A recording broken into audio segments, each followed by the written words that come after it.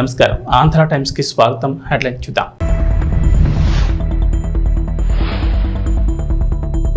ఈ నెలలో మరోసారి ఏపీ అసెంబ్లీ సమావేశాలు 5 రోజుల పాటు సభను నిర్వహించాలని నిర్ణయం.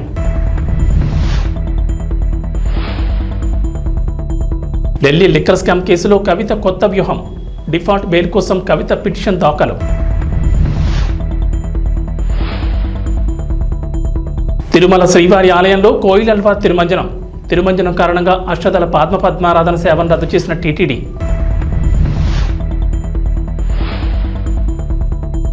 తెలంగాణకు రెయిన్ అలర్ట్. 13 జిల్లాల్లో భారీ వర్షాలు. ఆంధ్రప్రదేశ్ అసెంబ్లీ సమావేశాలకు ప్రభుత్వం కసరత్తు చేస్తోంది. ఈ నెల 22 నుంచి సమావేశాలు ప్రారంభమయ్యే అవకాశం ఉంది.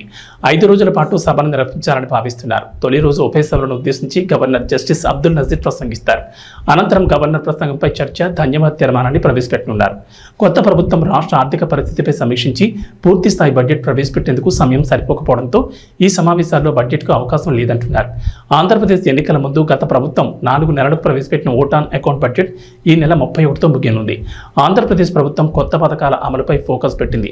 ఇది ఓ కొలిక్కి తీసుకొచ్చిన తర్వాతే బడ్జెట్పై స్పష్టత ఇవ్వాలని భావిస్తోంది. మరో 3 నెలలకు తాత్కాలిక బడ్జెట్ కోసం ఆర్డినెన్స్ తీసుకొచ్చే అవకాశం ఉందని చెబుతున్నారు. ఆర్థికంగా వెసులుబాటు, వివిధ శాఖల్లోని ఆర్థిక పరిస్థితిపై స్పష్టత వచ్చిన తర్వాత సెప్టెంబర్ నాటికి పూర్తి స్థాయి బడ్జెట్ను ప్రవేశపెట్టే ఆలోచనలో ఉన్నట్లు సమాచారం. ఈ ఆర్డినెన్స్కు సంబంధించిన ప్రతిపాదనపై సీఎం ఆమోదం కోసం ఆర్థిక శాఖ ఎదురుచూస్తోంది. దేశంలో సంచలనంగా మారిన ఢిల్లీ లిక్కర్ స్కామ్ కేసులో అరెస్ట్ అయిన బీఆర్ఎస్ ఎమ్మెల్యే కల్వకుంట్ల కవిత తీహార్ జైల్లో జ్యుడిషియల్ ఖైదీగా ఉన్న విషయం తెలిసిందే. ఈ కేసులో కవితకు న్యాయస్థానం జ్యుడిషియల్ కస్టడీని పొడిగిస్తూ వస్తున్న విషయం తెలిసిందే. సుమారు 120 రోజులుగా ఖైదీగా ఉంటున్న కవితకు బెయిల్ దొరకడం కష్టతరంగా మారింది. అటు రౌజ్ ఎవెన్యూ కోర్టు కవిత బెయిల్ పిటిషన్ తిరస్కరించగా ఢిల్లీ హైకోర్టును కూడా ఆశ్రయించారు. అక్కడ కూడా ఆమెకు నిరాశ ఎదురైంది. ఈడీ, సిబిఐ 2 కేసుల్లోనూ బెయిల్ ఇచ్చేందుకు ఢిల్లీ హైకోర్టు నిరాకరించింది. అయితే ఈ కేసులో బెయిల్ పొందేందుకు కవిత మరో కొత్త వ్యూహాన్ని ఎంచుకున్నట్లు తెలుస్తోంది. బెయిల్ కోసం ప్రయత్నాలు చేసినా బ్యాడ్ లక్ కంటిన్యూ అవుతూ వస్తున్న నేపథ్యంలో డిఫాల్ట్ బెయిల్ కోసం కవిత పిటిషన్ దాఖలు చేశారు. ఇప్పటి వరకు తాత్కాలిక బెయిల్ కోసం కవిత తరపు న్యాయవాదులు చేసిన ప్రయత్నాలేవి ఫలించకపోవడం గమనార్హం. న్యాయస్థానాలు ఆ బెయిల్ పిటిషన్లను తిరస్కరిస్తూ వస్తున్న నేపథ్యంలో తాజాగా డిఫాల్ట్ బెయిల్ కోసం కవిత న్యాయస్థానాన్ని ఆశ్రయించింది. అయితే నిర్ణీత వ్యవధిలోగా సిబిఐ తన దర్యాప్తును పూర్తి చేయలేకపోవడంతో తమ కవితకు బెయిల్ ఇవ్వాలంటూ ఆమె తరపు న్యాయవాదులు కోర్టులో పిటిషన్ దాఖలు చేశారు. తిరుమల శ్రీవారి ఆలయంలో కోయిలల్వా తిరుమంజనం నిర్వహించారు. జూలై 16వ తేదీ సాలకట్ల ఆనివార ఆస్థానం పర్వదినాన్ని పురస్కరించుకుని ఇవాళ ఆలయ శుద్ధి చేపట్టారు. శ్రీవారి ఆలయంలోని ఆనంద నిలయం మొదలుకొని బంగారు వాకిలి వరకు శ్రీవారి ఆలయం లోపల ఉపదేవాలయాలు, ఆలయ ప్రాంగణం, పోటు, గోడలు, పైకప్పు, పూజా సామగ్రి తదితర వస్తువులను నీటితో శుభ్రం చేశారు. అలాగే స్వామివారి మూల విరాట్ను పట్టు వస్త్రంతో పూర్తిగా కప్పి ఉంచి శుద్ధి అనంతరం నామకోపు, శ్రీచూర్ణం, కస్తూరి పసుపు, పచ్చాకు, గడ్డ కర్పూరం, గంధం పొడి, కుంకుమ, కిచిలిగడ్డ తదితర సుగంధ ద్రవ్యాలు కలగలిపిన పవిత్ర పరిమళ జలాన్ని ఆలయం అంతటా ప్రోక్షణ చేశారు. అనంతరం శ్రీవారి మూల విరాటుకు కప్పిన పట్టు వస్త్రాన్ని తొలగించి ప్రత్యేక పూజ, నైవేద్యం కార్యక్రమాలను అర్చకులు శాస్త్రోక్తంగా నిర్వహించారు. అనంతరం భక్తులకు సర్వదర్శనం ప్రారంభించారు. కోయిలల్వా తిరుమంజనం కారణంగా అష్టదళ పద్మారాధన సేవను టీటీడీ రద్దు చేసిన సంగతి తెలిసిందే. ఏడాదిలో 4 సార్లు కోయిలల్వా తిరుమంజనం నిర్వహించడం ఆనవాయితీగా వస్తోంది. ఉగాది, ఆదివారం ఆస్థానం, బ్రహ్మోత్సవాలు, వైకుంఠ ఏకాదశి పర్వదినాల ముందు వచ్చే మంగళవారం కోయిలల్వా తిరుమంజనం నిర్వహించడం ఆనవాయితీగా వస్తోంది. విశాఖ వాసులకు చంద్రబాబు ప్రభుత్వం గుడ్ న్యూస్ చెప్పింది. విశాఖ రీజియన్కు ఆర్టీసీ కొత్తగా 33 సూపర్ లగ్జరీ సర్వీసులు రాబోతున్నాయి.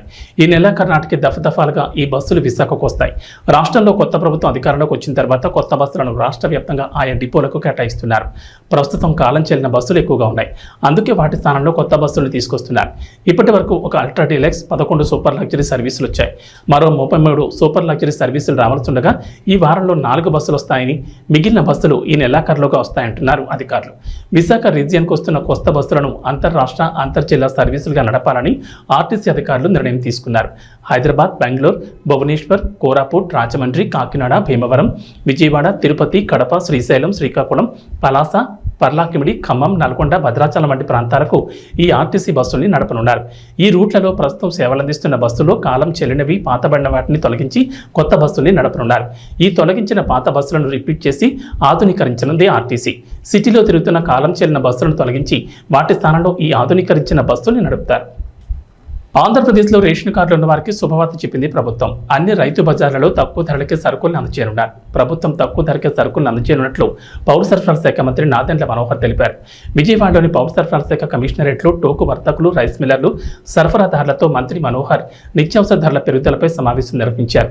రాష్ట్ర వ్యాప్తంగా రైతు బజార్ల ద్వారా తక్కువ ధరకే కందిపప్పు, బియ్యం పంపిణీ చేయడంపై చర్చించారు.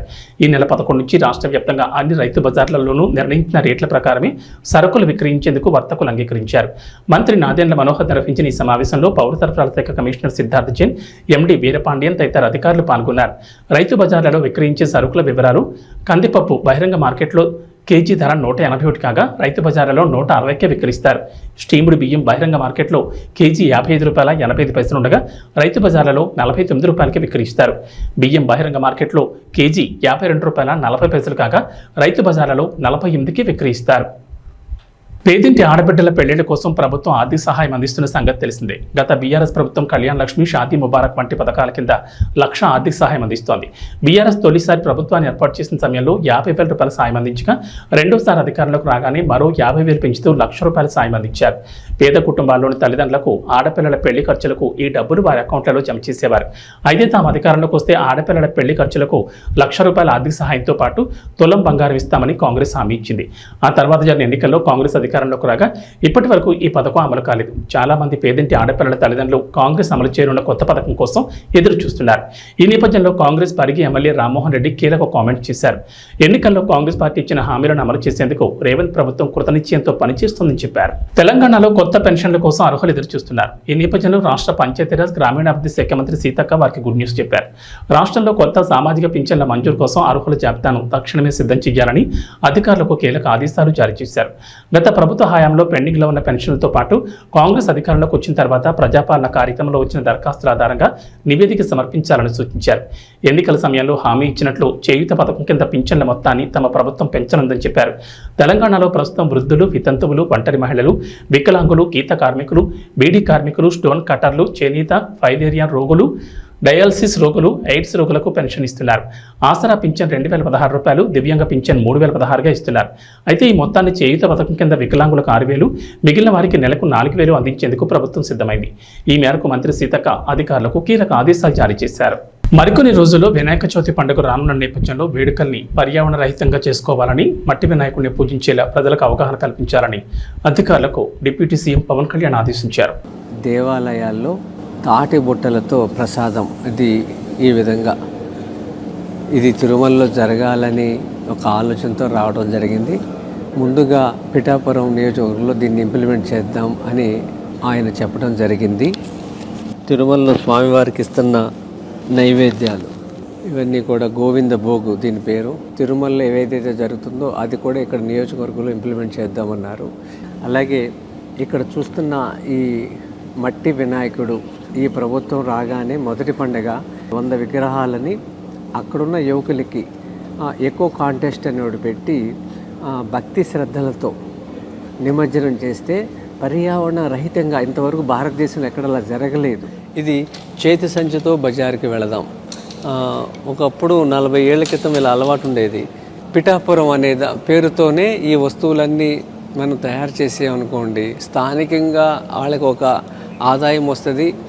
రెండోది అదొక మోడల్గా నిలబడుతుంది. ఈ అవకాశం ఇచ్చిన పవన్ కళ్యాణ్ గారికి మనస్ఫూర్తిగా అభినందనలు, ధన్యవాదములు. భారీగా కురుస్తున్న వర్షాలకు దేశవ్యాప్తంగా ఉన్న పలు జలపాతాలు పరవళ్లు తొక్కుతున్నాయి. ఎగువ ప్రాంతాల్లో వర్షాలు కురుస్తుండటంతో కర్ణాటకలోని షిమోగా జిల్లాలో శరావతి నదిపైనున్న జోగ్ ఫాల్స్ ఉరకలెత్తుతోంది. దీనికి సంబంధించిన తాజా వీడియో వైరల్ అవుతోంది. చుట్టూ పచ్చదనం, ఎత్తైన కొండలపై నుంచి వరద నీరు పొంగి ఊరుతున్న దృశ్యం చూపర్లను ఆకట్టుకుంటోంది. ఇది ఇండియాలోని ఎత్తైన జలపాతాల్లో జోగ్ వాటర్ ఫాల్స్ ఒకటి.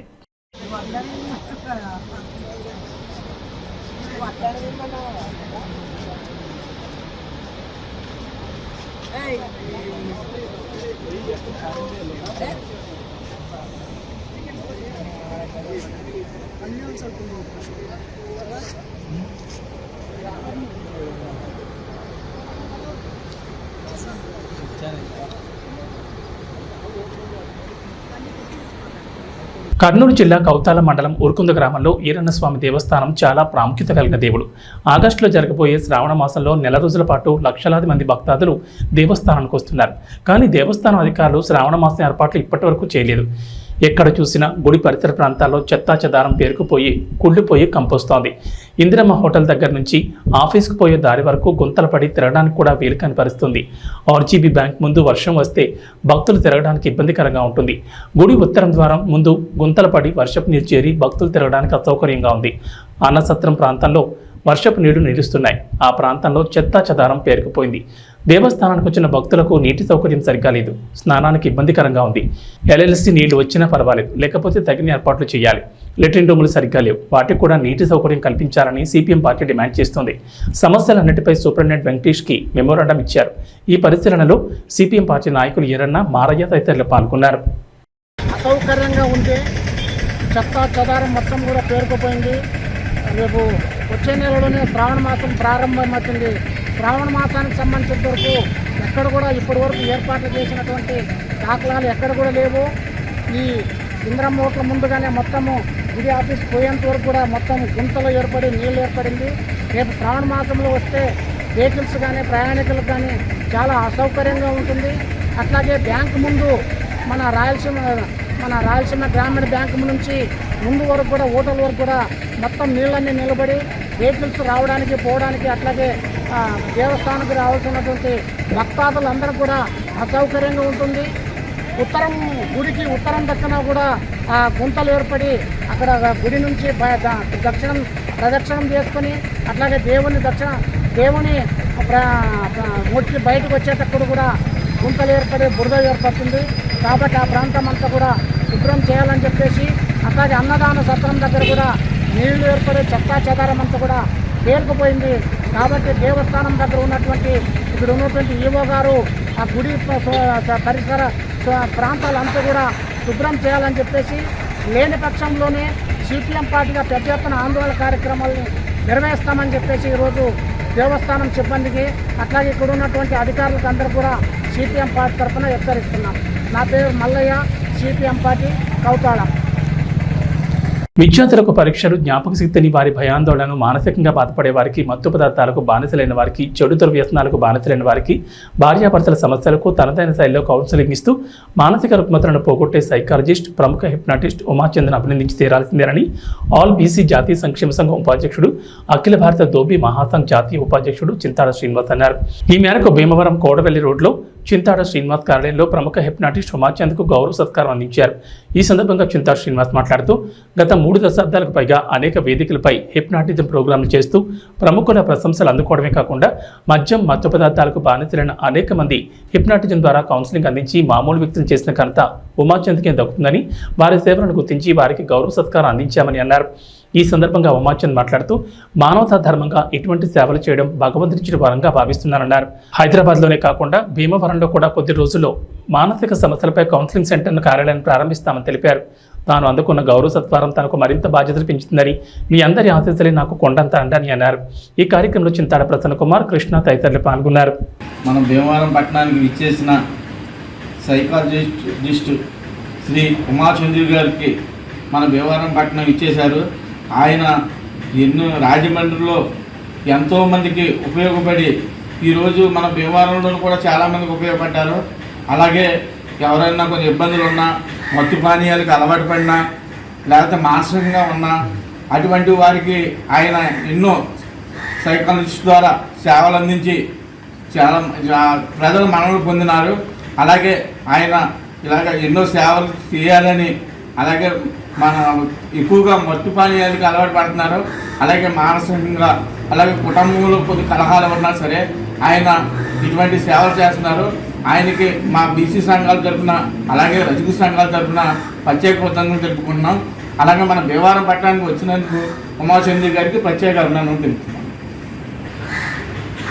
నమస్తే అండి. ఈరోజు నేను భీమవరం వేరే కొన్ని కారణాలు రావడంలోని చింతాడ మిత్రుడు చింతాడ శ్రీనివాస్ గారు, ఆల్ ఇండియా బీసీ సంక్షేమ సంఘం ఉపాధ్యక్షులు, అలాగే మిత్రులు కృష్ణ గారు నన్ను ఈ రోజుని ఇక్కడ ఆహ్వానించి వాళ్ళు గౌరవార్థం చిరు సత్కారం చేయడం నాకు జరిగింది. ఈ రోజున భీమవరంలో వీరి ద్వారా ఈ సంఘం తరపుని నాకు ఈ యొక్క చిరు సత్కారం జరగడానికి చాలా చాలా హ్యాపీగా ఉన్నాను. నా ద్వారా వీరి సంఘానికి ఎలాంటి సహాయ సహకారాలు కావాలని నేను అందిస్తానని మీ అందరికీ తెలియజేస్తాను. త్వరలో ఇప్పటి వరకు నేను భీమవరంలో 20 సంవత్సరాల నుంచి నాకు భీమవరంతో అనుబంధం ఉంది.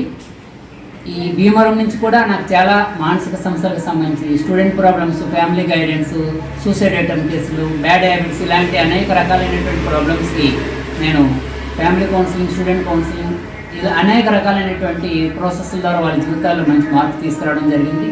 అలాగే త్వరలో రాబోయే ప్రకాశం జిల్లా కంభం మండలం నర్సిరెడ్డిపల్లి గ్రామ దళితుల శ్మశానం కోసం 3 ఎకరాల 75 సెంట్ల భూమిని ప్రభుత్వం ఏర్పాటు చేస్తుండగా కేవలం 10 సెంట్లు వదిలి మిగతా 3 ఎకరాల 60 సెంట్ల స్థలం కొందరు అగ్రకులానికి చెందిన బీసీలు ఆక్రమించి భూమిని దున్ని పంటను వేసుకుని అక్రమంగా ప్రవర్తిస్తున్నారు. ఇదేంటని అడిగితే అమానుషంగా మాట్లాడుతూ గొడవలు చేస్తున్నారు. అధికారులు నాయకుల అండదండలతో అణచివేస్తూ పక్షపాతం చూపిస్తున్నారు. ఇప్పటికైనా సంబంధించిన అధికారులు నాయకులు కలవ చేసుకుని దళితులైన మాకు న్యాయం చేయాల్సిందిగా గ్రామ ఎస్సీ కాలనీ వాసులు కోరుతున్నారు. నమస్కారం సార్, నా పేరు రమణ, మాది నర్సిరెడ్డిపల్లి గ్రామం, ఖమ్మం మండలం, ప్రకాశం జిల్లా. సార్ మేము ఎస్సీ కాలనీ వాసులము. మాకు ఇక్కడ శ్మశానానికి స్థలమే లేకుండా చేసిండ్రు. మా స్థలం వచ్చేసి 3 ఎకరాల 75 సెంట్లు మొత్తము. కాకపోతే వీళ్ళు రైతులు మొత్తం ఆక్రమించేసిండ్రు. మేము దళితులం అని చెప్పేసి మేమేం చేయలేమని చెప్పేసి మేము అడిగితే మా మీద దాడి చేయడానికి ఎదురు తిరుగుతా చేస్తున్నారు. మొత్తం 3 ఎకరాల 75 సెంట్లకు గాను కనీసం మాకు ఇప్పుడు 10 సెంట్లు కూడా లేదు సార్. 10 సెంట్లకు కూడా ఇవన్నీ కంప చెట్లు సార్. ఎవరన్నా చనిపోయినా కూడా పెట్టుకునే పరిస్థితులు మేము లేం సార్. కేవలం ఈ యొక్క సమాధి ఉండడం వల్ల ఈ 10 సెంట్లైనా మాకు మిగిలించారు. లేకపోతే అసలు మాకు శ్మశానమే లేదు సార్.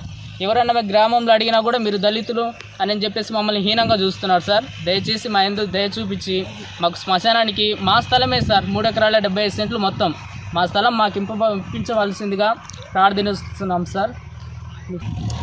సార్ మా అందు మీరు దయ ఉంచి పక్షపాతము వివక్షత లేకుండా మాకు కూడా మీరు ఎమ్మెల్యే గారు కాబట్టి మా అందు దయ ఉంచి మా శ్మశానం స్థలం మీరు మాకు ఇప్పించవలసిందిగా కోరుచున్నాం సార్.